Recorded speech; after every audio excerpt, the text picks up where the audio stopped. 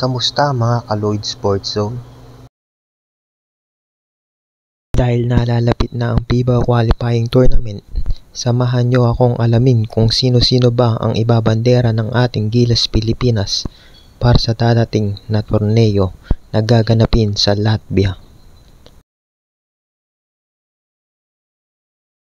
Ang una sa ating listahan, ang ating naturalized player at Ginebra import, Justin Brownlee.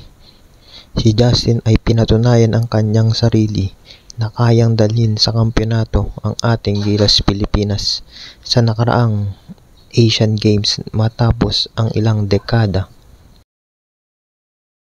Susundan naman ito ng 7-time PBA MVP na si Junmar Fajardo.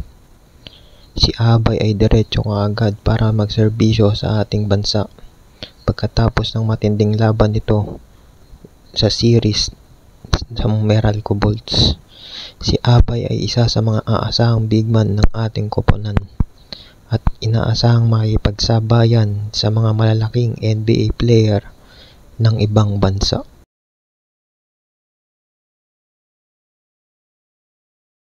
Nasa listahan din ang isa pang Japanese B-League import at future ng Philippine basketball na si Kai Sotto. Si Kai ay isang napakalaking tulong para sa ating koponan dahil sa height at skills na meron si Kai. Si Kai din ang isa pang pwedeng maging tandem ng ating naturalized player na si Justin Brownlee para umagapay sa opensa at depensa ng ating koponan. Pang-apat naman sa listahan ay ang mukha ng Ginebra at Ginebra superstar na si Scottie Thompson. Si Thompson ay nag-struggle sa nakarang All-Filipino Cup dahil sa iniinda nito na injury.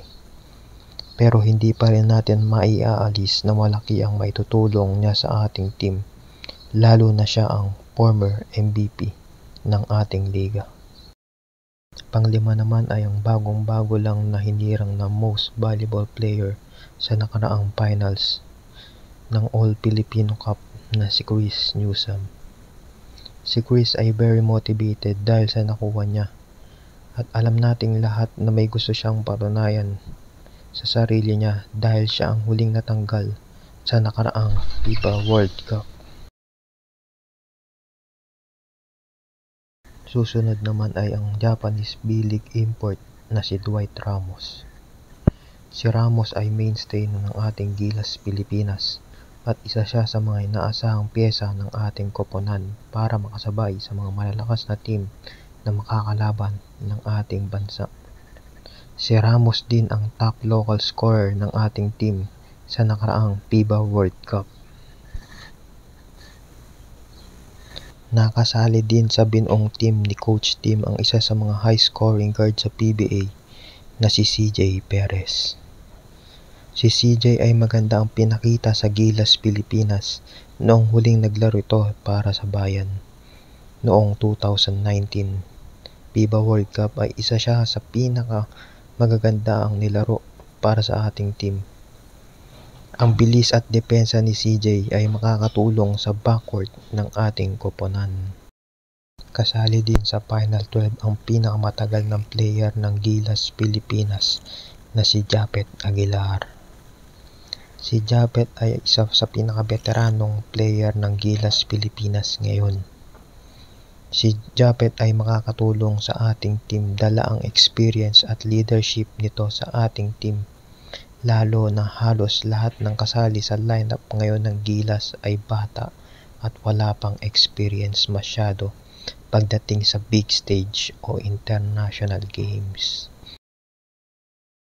Calvin Optana. Si Calvin ang isa sa mga sharpshooter at best wing ngayon sa Philippine basketball. Si Calvin ay naglalaro ngayon sa TNT Katropa. Napakalaki ng maitutulong ni Optana para magbigay ng space sa floor at magbigay ng mga tirada sa tres na napakahalaga pagdating sa international games. Napabilang din sa ating team ngayon ang UAAP MVP na si Kevin Kiambao. Si Kevin ang isa sa mga best collegiate player ngayon sa bansa Ang height at mala Gabe Norwood na laruan ni Kevin ay makakatulong sa Gilas Pilipinas para makapanalo ng mga laro. Kasali din sa team ni Coach Tim Cone ang Korean Basketball League import na si Carl Tamayo. Si Carl ay bagay na bagay sa sistema ni Coach Tim, lalo na dahil sa kanyang weapon na kaya mag-stretch ng floor at gamit ang kanyang height, kaya niya din makipagsabayan sa loob ng shaded area. At huli sa listahan ay ang Ateneo big man na si Mason Amos. Si Mason ay dagdag height para sa ating koponan at makakatulong din sa scoring gamit ang kanyang outside shooting at liksi pagdating sa depensa. Bago matapos ang ating video, kung nagustuhan nyo ang ating video, huwag kalimutang mag-subscribe at pindutin ang notification bell para lagi kang updated sa mga latest video natin.